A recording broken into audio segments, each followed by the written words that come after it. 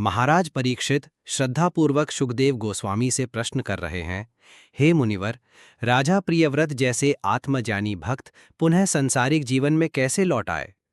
सुखदेव जी उत्तर देते हैं, राजन, यह सत्य है कि भक्त कभी भगवत भक्ति से दूर नहीं होता, परंतु भगवान की इच्छा से वह कभी कभी सांसारिक जीवन में लौट आता है। नारद मुनि ने राजा प्रियव्रत को गंधमादन पर्वत पर बैठाकर दिव्य ज्ञान दिया और उन्हें वैराग्य तथा तपस्या के मार्ग पर अग्रसर किया।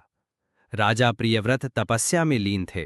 वन में वे ध्यान और भक्ति में डूबे रहते और संसार से पूर्णतः विमुख हो चुके थे। जब उचित उत्तराधिकारी न मिला, तब स्वयंभू मनु पर्वत पर आए और प्रियव्रत से आग्रह किया कि वे पुनः राज्य संभालें। तभी आकाश से भगवान ब्रह्मा अपने हंस वाहन पर उतरे। उनके साथ देवताओं और स्वयं महादेव ने भी इस दृश्य को देखा। ब्रह्मा जी को देखकर प्रियव्रत और नारद मुनि ने साष्टांग प्रणाम किया। ब्रह्मा जी ने स्नेहपूर्वक उन्हें आशीर्वाद दिया। ब्रह्मा जी ने कहा, हे प्रिय पौत्र, ये सब ईश्वर की इच्छा है। संसार में रहकर भी आत्मसंयम से भक्ति मार्ग पर चला जा सकता है। प्रियव्रत ने ब्रह्मा जी की आज्ञा स्वीकार की और प्रजापति विश्वकर्मा की पुत्री बर्हिष्मति से विवाह किया।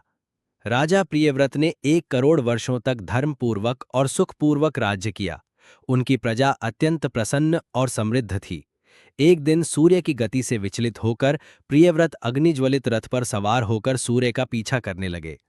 जब उनके पहिए घूमे, तब 7 समुद्र बने और पृथ्वी 7 द्वीपों में विभाजित हो गई। प्रियव्रत ने इन 7 द्वीपों का शासन अपने 7 पुत्रों को सौंप दिया और पुत्री ऊर्जस्वती का विवाह शुकाचार्य से कर दिया। अंततः राजसी वैभव और गृहस्थ जीवन का त्याग कर प्रियव्रत पुनः भगवान के चरणों में लीन हो गए। प्रियव्रत ने संसार का मोह त्याग दिया और शुद्ध हृदय से कृष्ण भावनामृत में डूबकर परम शांति को प्राप्त किया।